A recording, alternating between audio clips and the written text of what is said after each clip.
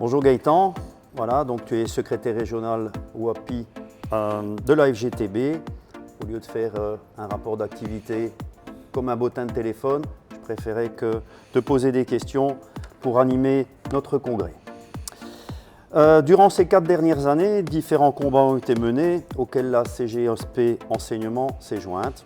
On pourrait résumer les différentes revendications par pas de touche à notre sécurité sociale, pour un meilleur pouvoir d'achat, pour des pensions dignes, pour la préservation de nos libertés syndicales. Quel bilan peux-tu en tirer ? Ces 4 dernières années ont été quand même assez lourdes en combat et on a vécu quand même des crises qu'on n'avait pas connues depuis ces 20 dernières années. Et au lieu de faire un bilan, j'aimerais plutôt en tirer des conclusions. La GTB a toujours défendu des principes et des projets phares comme le refinancement de la sécurité sociale, le refinancement des services publics, la défense de notre système d'indexation automatique des salaires. Et sans déjà ces trois ponts, ces trois piliers qui supportent notre modèle de société, on aurait eu des milliers, voire des dizaines de milliers de concitoyens belges qui seraient aujourd'hui dans des situations de précarité catastrophiques. Donc, l'actualité, la crise nous l'a démontré.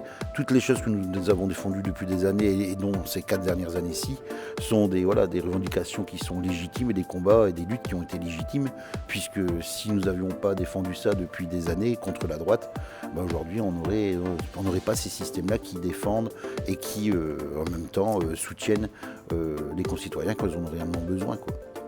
On serait dans un système économique catastrophique. Donc, je passe les congrès statutaires de la FGTB wallonne et fédérale qui ont eu lieu en février 2022 pour me focaliser sur le congrès de la FGTB WAPI qui a eu lieu le 1er février 2023. Peux-tu nous résumer les orientations du congrès qui nous ont été présentées ? Donc 6 points phares, aussi bien des points de combat et des points de défense. Donc premièrement, on continuera. Suite à notre congrès, on est donc déterminé à défendre notre système de sécurité sociale. On revient toujours au même pilier, défendre le refinancement des services publics et défendre notre système d'indexation automatique des salaires. Par contre, on combattra, comme on vient d'en parler, l'extrême droite de manière ferme et dure. Et on combattra également toute attaque menée contre la liberté syndicale, parce que c'est également une stratégie de l'extrême droite de faire taire les mouvements de contre-pouvoir pour minimiser l'impact qu'on peut avoir dans la gestion d'une démocratie. À côté de ça, il y a un grand sujet que nous devons absolument défendre et gagner.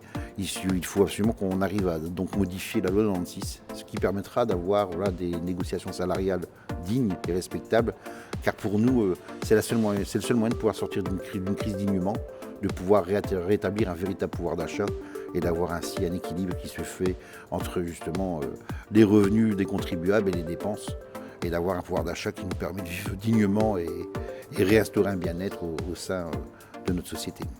Pouvons-nous considérer comme victoire la loi Van Quickenborne qui n'a pas été votée ? Je dirais que la lutte paye toujours, et cette fois-ci c'est un exemple concret, quoi. Alors c'est indéniable que la FGTB elle s'est battue bec et ongle contre cette loi. Je pense que toutes les facettes de la FGTB se sont mises en action pour combattre ce projet de loi. Ça part de la FGTB fédérale au régional, ça part des centrales aux délégués dans les entreprises. Nous avons communiqué, mobilisé, créé des rapports de force. On s'est mis en grève, on a fait des manifestations, on a montré tout le panel d'outils qu'on pouvait utiliser pour montrer notre désagrément et combattre quelque chose qui était imbuvable. Le 29 juin, tournée, on a eu donc la possibilité de se rencontrer avec les partenaires de l'Action commune socialiste, le Parti socialiste, la Fédération WAPI, Solidaris et également les centrales de la FGTB. On a donc couché sur papier nos ressentis. On a fait une motion qui était complète pour rejeter donc cette loi. C'était une initiative 100% FGTB WAPI, 100% WAPI, et elle était donc mise en avant et ça a percolé quasi dans toutes les régionales. Et les régionales ont fait plus ou moins la même démarche, qui a fait donc un moyen de pression considérable sur le PS, mais également sur Écolo. Et aujourd'hui, ben voilà, Écolo et PS se sont prononcés. Ils n'auront plus soutenir ce projet de loi, et ce projet de loi, cette loi devrait normalement tomber aux oubliettes. La preuve que voilà, la mobilisation, l'action commune socialiste a porté ses fruits. Et ensemble, ben, on est plus fort.